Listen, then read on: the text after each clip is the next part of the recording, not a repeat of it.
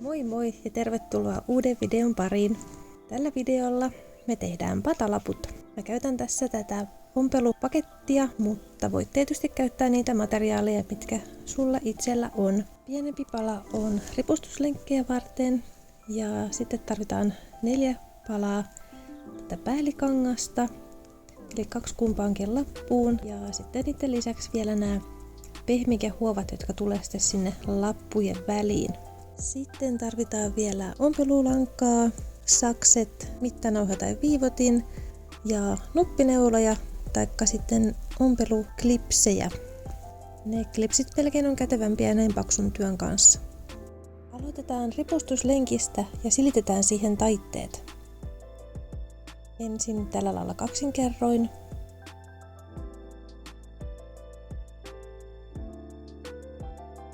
Ja käännetään sitten reunat sisään.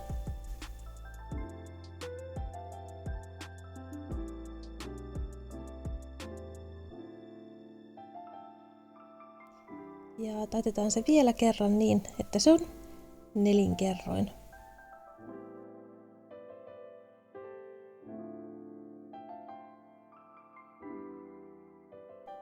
Silitä myös päällikankaat, jos niissä on ryppyjä.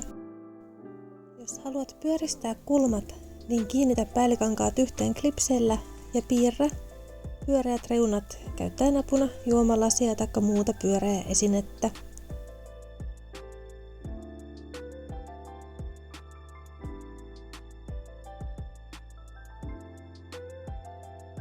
Leikkaa ylimääräinen kangas pois saksilla.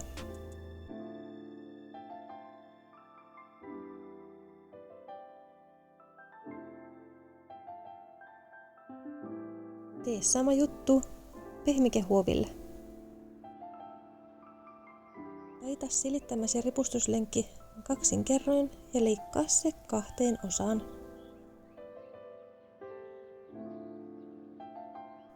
Ompele kumpaankin lenkkiin tikkaukset lähelle reunaa. Valmiiden lenkkien pitäisi näyttää suunnilleen tältä. Ompele 1 päällikangas pehmikehuopaan kiinni oikea puoli ulospäin ihan reunasta seuraavan työvaiheen helpottamiseksi. Ompele seuraavaksi tikkaukset. Piirsin lyijykynällä pisteen työn keskelle ja sitä ja ruutuja apuna käyttäen ompelin tikkaukset noin 4 cm päähän toisistaan. Toisen lapun kohdalla jouduin purkamaan pätkän reunaompeleesta, sillä painijalka työnsi kangasta edellään ja siihen meinasi muodostua ryppy. Molemmissa lapuissa on nyt tikkaukset. Ompele tikattu ja tikkaamaton pala yhteen, oikeat puolet vastakkain.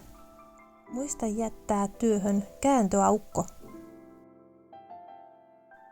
Ennen kuin aloitat ompelun, niin sujauta vielä ripustuslenkki kankaiden väliin.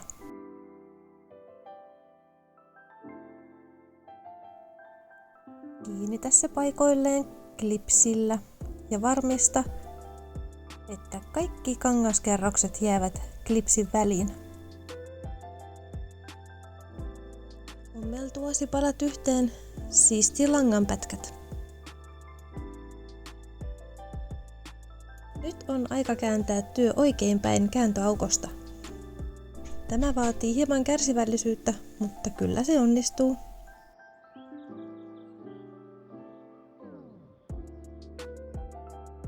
Työstä lappu muotoonsa. Kiinnitä erityistä huomiota kulmiin.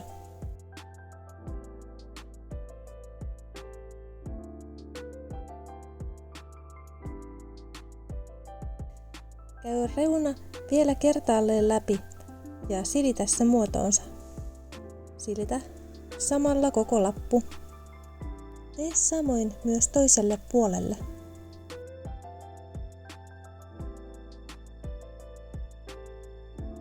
Silittäminen saattaa joskus tuntua vähän tylsältä, mutta se vaikuttaa merkittävästi lopputulokseen. Silitä myös kääntöaukon kohta huolellisesti.